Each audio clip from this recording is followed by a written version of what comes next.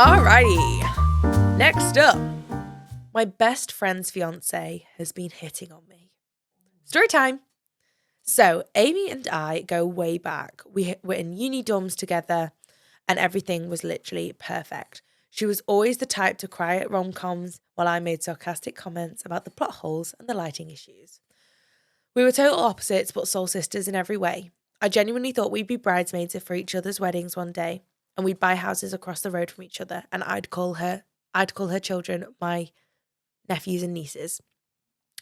So, when she got engaged to Steve last year, I was so happy for her. I really properly was happy for her. Even though I'd only met him a few times and he always gave off, I don't know, like slightly smug energy. I've read one feminist book, so now I'm enlightened, he once said. Whatever that means. He treated her well, made her laugh, and supported her financially, emotionally, and physically, which is rare in this economy. Anyway, fast forward to last weekend. We're at their engagement dinner. They'd rented this big house in the countryside for all of their friends and family. Everyone's a little bit tipsy, and the love is glowing. Everyone's getting compliments about how they are the perfect match, and I'm genuinely having a really, really good time. Amy then gets a little bit too crazy with it and spills some red wine on herself. She laughs it off and runs upstairs to get change. I head to the kitchen to grab some of the canapes that had been laid out on the table. And this is when Steve follows me. Fucking hell, Steve. At first, I thought nothing of it. Maybe he was just also wanting to get a little hors d'oeuvre. Hors d'oeuvre. Hors d'oeuvre. What a fantastic word. Hors d'oeuvre. What the hell is an hors d'oeuvre? Let's have a look. Hors d'oeuvre. Food. A small item served before dinner, often accompanied by a cocktail. Ah, such as finger food. Oh, lovely. A little arancini ball. I love arancini. Right. He leans in a little bit too close. Bearing in mind, we've met this man, a handful of times? Does anyone else find that strange? Your best friend's fiancé you've only met a few times? Is that strange to anyone else? Do you think that's strange? I think that's strange. Unless you're living like distances apart, but still. He leans in a little too close. I can feel his breath on my neck. Get your fucking hors d'oeuvre breath off me. To start, I can smell the sour cream and chive dip.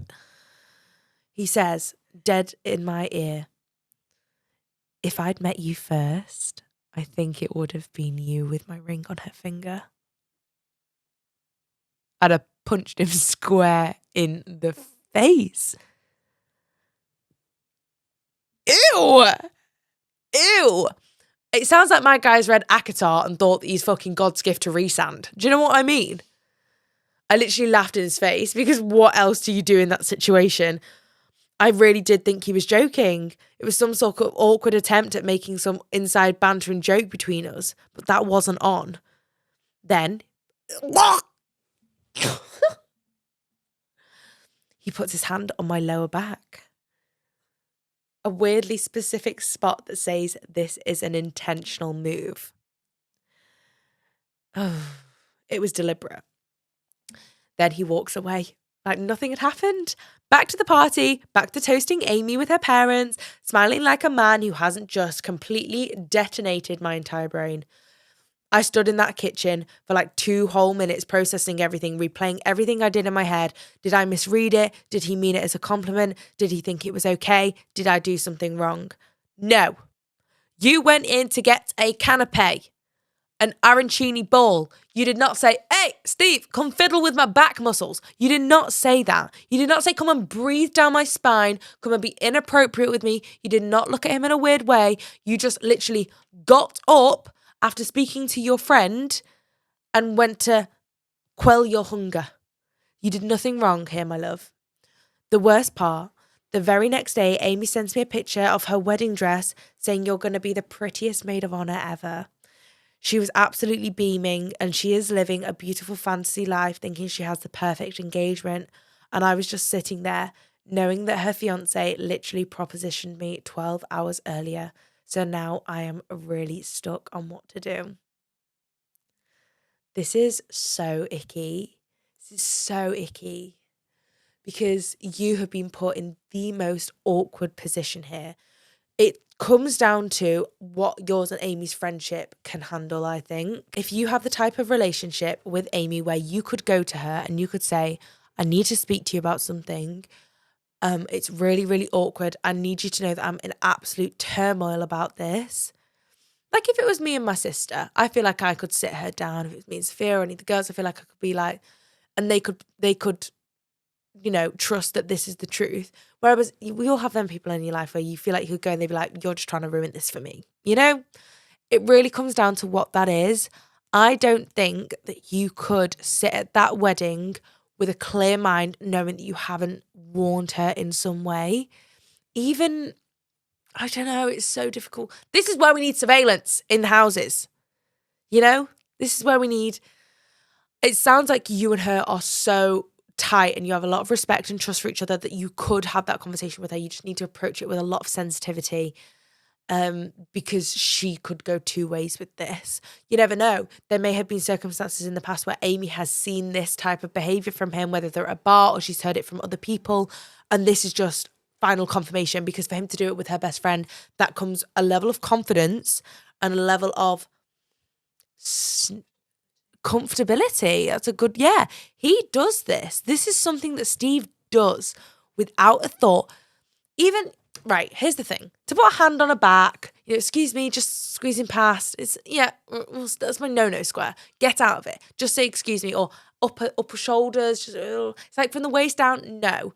It wasn't a busy room. You were in a room together on your own. He got up and followed you. He targeted you. Weird. Weird. Okay? I think you need to tell Amy. Especially if you're going to be the maid of honour. That feels like the right thing to do. Because otherwise, you're going to be sat there when that woman goes, does anyone have any reason? What? You're going to be sat there with this voice screaming at you, being like, yeah, to do it with her best friend is so evil, you know? I personally would not talk to anyone else about this. I would just go straight to Amy. Straight to Amy. I'm trying to think if there's any way you can prove it, because he's just going to deny. So I'm wondering if this type of behaviour has been brought to her attention in the past.